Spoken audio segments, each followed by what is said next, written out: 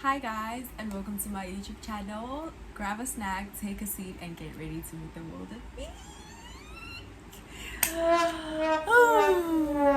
Child.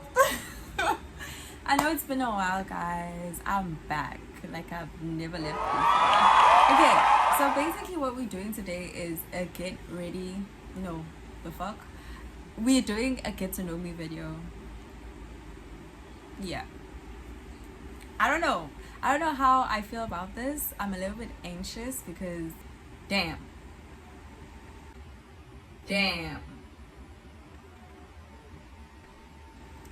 it's gonna be a little bit hectic for me because I thought the questions are gonna be like basic, but people decided no, we don't want basic, we want all the smoke. So let's get into it. Okay, so we're gonna use this book to answer some of the questions that people have for me. Yeah, without further ado, let's just get on with it. So the first question is, what's the dumbest thing you've ever did in your childhood? I think one of the dumbest thing I've ever done, I remember we were visiting my aunts on my dad's side in Mpumalanga, right? And I remember we were home alone, right? And at that time I didn't know how to fully cook, but I knew how to make mince, right? So I chopped something up in the kitchen, and while we were doing that, childish me, you know, I decided to kind of like put the fork in my mouth, right? I put the fork in my mouth and I went to the dining room where everyone was just playing. By everyone I mean like my brothers, my cousins, you know. And at that time we were playing WWE, wrestling and stuff, yes. So I remember, like, I don't know what in me thought it was safe for me to have like a fork while we were playing all of that, but literally I remember that, I don't know, I think it was my brother or cousin, like he came in forcing, but not with the intention to hurt me, but I don't know, he was just playing. So he came in like rushing, and then all of a sudden, like, all I remember is like me gagging, like, cause the fork went inside and I just kind of like, you know, it came out. I don't know, I didn't swallow, I don't know how to explain it, but it's like it went inside and then it came out, and then literally I was on the floor, because I remember I was sitting on the couch, or I stood up because, you know, I wanted to also kind of like play, and then I was on the floor, and then, you know, blood was coming out. Oh. Dumbest thing ever, because why would you play knowing very well that you kind of like, you have something that's very dangerous like in your mouth, you know? So blood was coming out. I remember them, you know, panicking, rushing me to like the tap water to kind of like stop me from bleeding and stuff. And all I remember also was like, oh, I couldn't bear the pain because I was only swallowing from one side of my mouth. And then the other thing is that, like, it was so painful because some of the meat, like, from my mouth was coming out. Ugh. One of the dumbest things. So if you guys are playing that's why they say don't try this at home. And guess what we did? Try it the fuck home. So guys, okay, so we're gonna go on to the second question, which is, what's one thing you did and you regretted later? One thing I did and I regretted.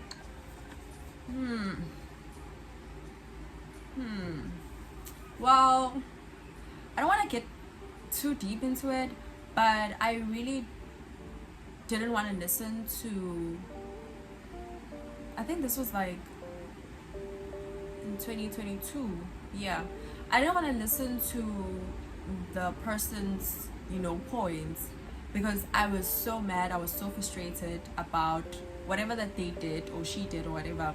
So I was just so mad, and I remember that, like, I wanted to kind of like show my frustration, you know, express, you know, how I was feeling at that time, you know, kind of like put my point across without actually having to hear, you know, what her explanation was for what she did and what I thought was wrong at that time.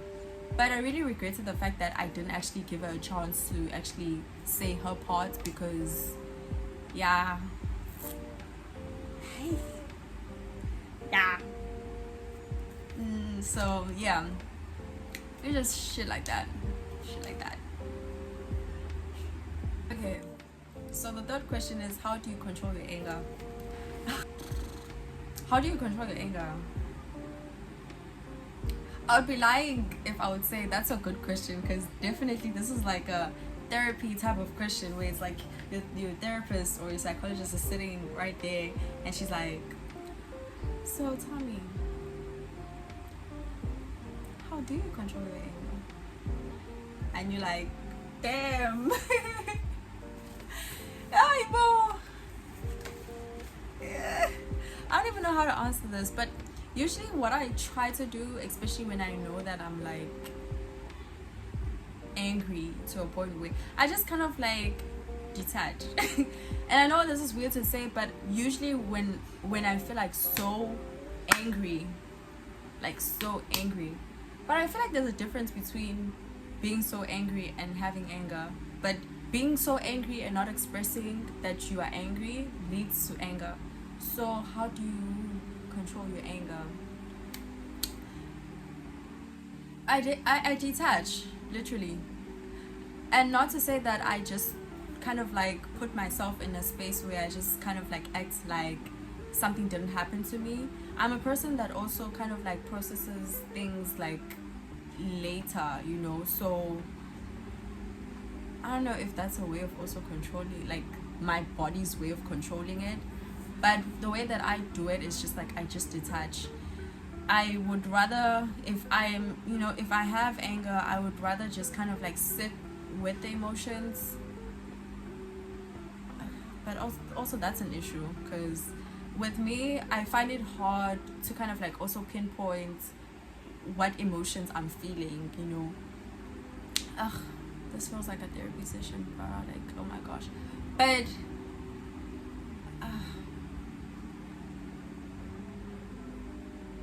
I'd rather just kind of like tell myself to calm down, and after telling myself to calm down, I'm lying. Sometimes, you know what I do? I try to hold it in. Like, I'll give myself 1 or 2 days to actually realize what I'm feeling. Is it continuous? Like, if the person did something to me, or if something happened to me and I'm so angry to a point where I can't address it at that moment, I just kind of like tell myself, like, okay, let's give it like 3 more days to kind of like figure out. But if third day comes and I'm still frustrated and I'm still angry, then I know the best thing I could do is just kind of like tell the person or speak to the person. But during meantime, I feel like there's no way I can control the anger. Like, literally, I speak to my friends because I'm a crash out. And I feel like I'm even better now since like I'm grown. But before, I would crash out. Like, I would literally crash out. So I just literally just try to detach from, you know, whatever, the person especially, because shit, I don't want to talk to you. The fuck? I want to talk to you, you know. So I feel like that's a way that I actually just try to control the anger, is by being away from the person. Because the more I'm near the person, the more angry I become, and the more angry I become, the more likely I'll crash out, and the more likely I'll crash out, the more painful whatever that I need to say to you will come across. I don't know if I answered it, but I feel like I'm quite unsure. That's it. Like, do a lot of reflection on my side with that question, because I haven't thought about that question. How do I control my anger? I really don't know. I just need to make sure that I reflect, because I tried answering the question, but it's what I'm assuming. So I just need to kind of like dig like a little bit deep into, you know, how I actually do it. So fourth question is, are you scared of being in a relationship, or you don't feel like dating? I feel like it's a bit of both, right? And the reason why I'm saying that, it has an order. Like, I don't feel like, okay, it has an order, right? First, I don't feel like I, you know, what's the question? I just don't feel like I like dating. Feel like dating. I just feel like I don't like dating. Not in general, but I'm just saying at this point, or in those points in my life, I just feel like it's a bit of both.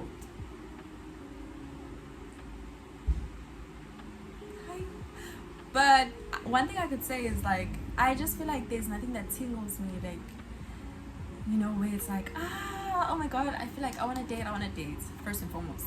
Second of all, I feel like I haven't found a person who really sweeps me off my feet, where I'm just like, oh, I don't have like a specific checklist where it's like, oh, this is the type of person that I want, you know, and whatever, oh, he should dress like this, whatever the case is. No, but I just feel like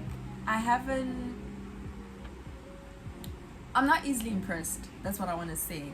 So the people that just come, they come and go. And not to say that they come and they stick around and they go. No, like they come and they're like hello and I'm like bye. You know, it's that type of, you know, that type of conversation. So I'm not easily impressed. Yes, my standards are very high. What else? I do at a certain point feel like I am a little bit scared of dating because it's a lot. It's quite a lot where it's just like I can't really get into it.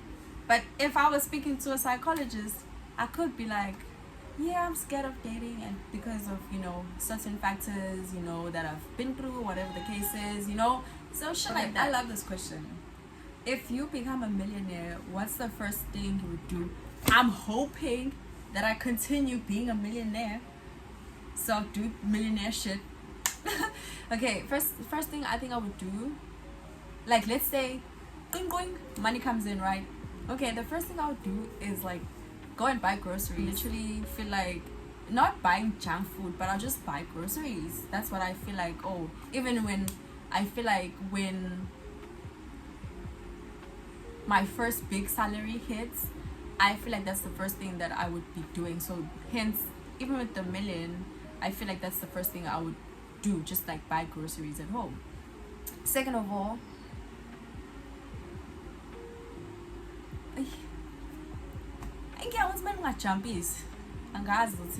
but I think I need to learn more about invest. This is a really good question because I'm not really knowledgeable about investments and stuff. So guys, whoever knows anything about investing, please tell me, because I feel like that's another thing I would do. And then I have a business that I want to start, you know. I love the question because it's like first thing I'm doing with my first million. I'm not buying no car, I'm not buying no house. The first thing I'm doing is buying groceries. And in the groceries, we have ice cream, we have prawns, we have we have a lot of things where it's like, damn, it should look like a warehouse, literally. Okay, from these past years, do you think you have reached a certain climax of reaching your goals? Most definitely. I feel like, especially in this age, I feel like I'm more closer towards reaching my big goals, not the small ones I've had, big goals. So okay, so the next question is wajola. That's literally how the question was written. No, I'm not dating. And I think it corresponds with the next one because the person then said, how's dating life? I don't know nothing about dating life because I don't have a dating life. No comments, no comment. And I hope that people don't think that I'm hiding anything. Realistically, I think there would be indicators if I were dating. Matter of fact, no. Given the chance, what's one thing you would correct about yourself or your life? I don't think there would be. And I don't want to sound philosophical, but especially when it comes to life and, you know, people in general, I just feel like God doesn't make any errors. Like, we're supposed to live the life that we are living. We're supposed to be the people that we are. Therefore, I don't think there's anything that I would correct, you know. there is working on yourself, but I don't think it's the same as kind of like correcting yourself, you know, because when you correct yourself, you make something that's wrong right, you know. I don't know if that makes sense. Okay, so the next question is, what are the values you look for when you choose people you keep in your life? I think I'm quite a simple person when it comes to, okay, no, I'm like what the fuck? Okay, values that I look for. Like, I like people who know other people, like, and not to say like in a sense that like you are supposed to know people, but no, won't like knowing people, knowing that a person is a human first, you know. That's what I look for, especially when I choose the people that I keep in my life. A person who's very insightful, who's very helpful, you know. You A person who doesn't look at another person and thinks, oh, like, nah, I think I see her as a good competition, and therefore I want to be friends with her because I want to one up her and see, you know, if I can do it. Or I don't want people who are friends or come into my life just because they want to understand the life that I'm living, or kind of like live the life that I'm living. No, I want people who are in their own lane, and hence why I think most of my friends are just kind of like so unique and so different than me, because it's like everyone is just doing their own thing. Like I feel like the best way to answer this, like, I just need someone who has the same values as me, you know. Like, you're very curious, you're not afraid to do things, you don't lie, you don't manipulate, you just treat your friends or people within your circle like gently. You don't see competition when it comes to people. You just kind of like try your best to also make them see the best, you know, version of themselves, you know, kind of like uplifting their potential into power. That's the type of person that I am, and I would expect the people that are in my life to kind of like be that way. And heavy on like liars. I don't like people who lie. I don't like people who just talk to anyone, or you don't talk to people just like anyhow, you know, and just kind of like don't switch up, because I would hate to see a person who I love dearly just kind of like have like a lot of faces. Don't do that with me. So the next question is, what's one thing you wish people knew about you? I wish people knew that I'm an artist.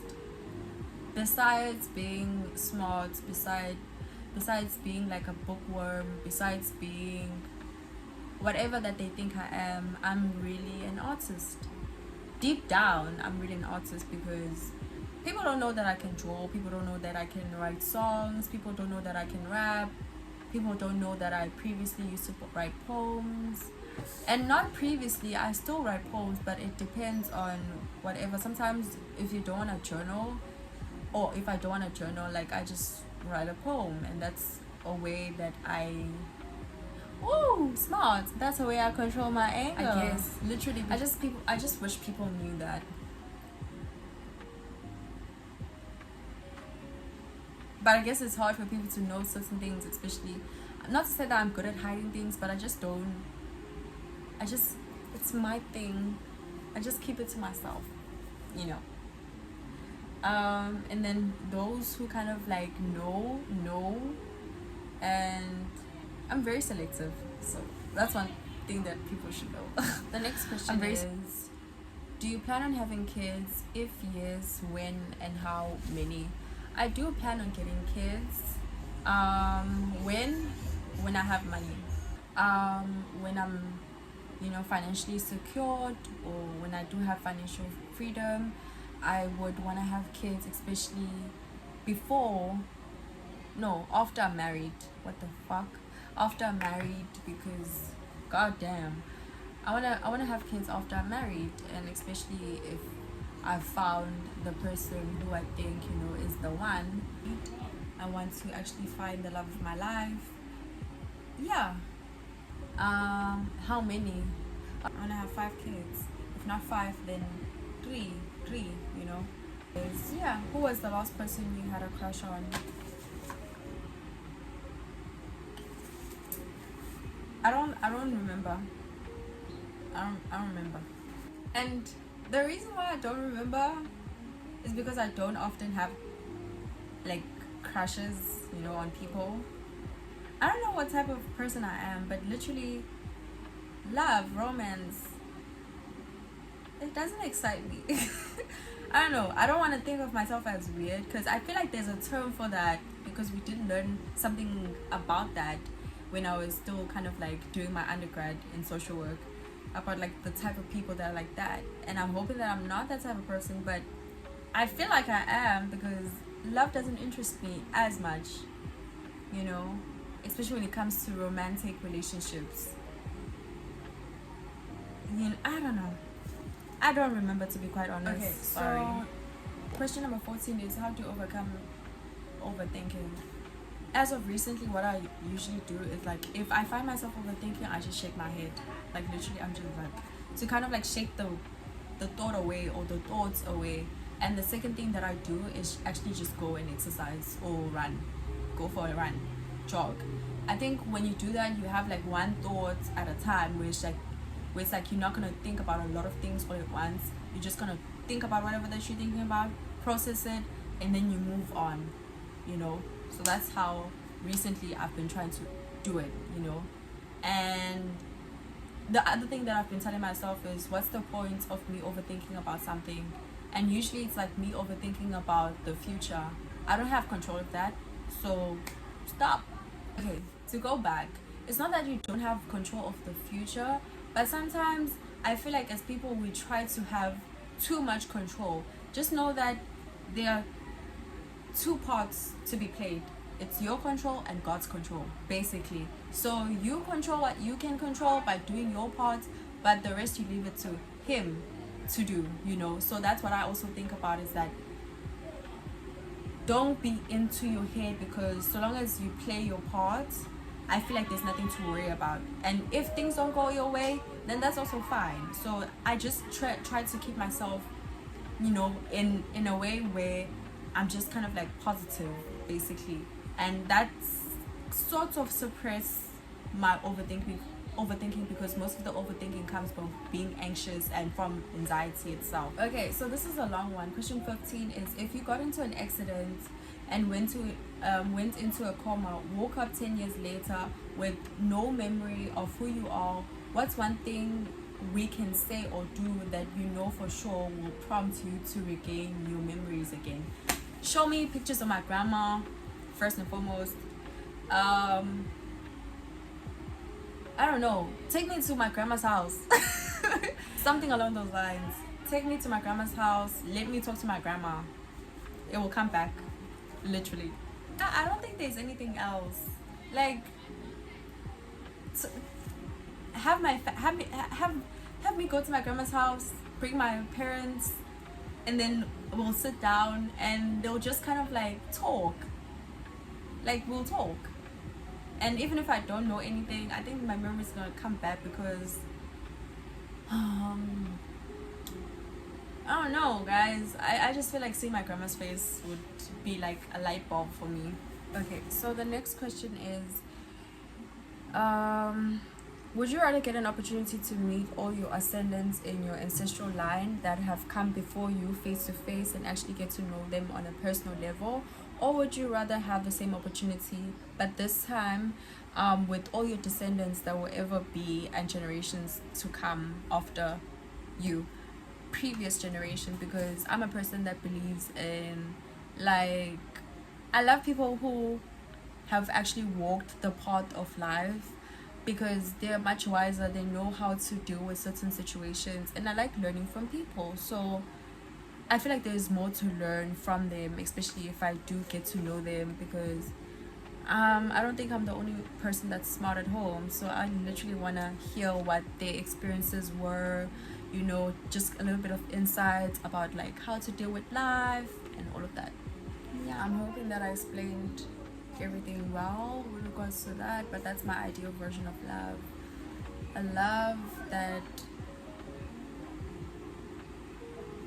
It's like our souls are connected.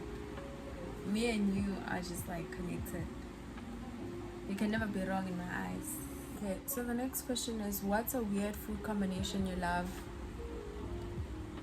I don't think I have.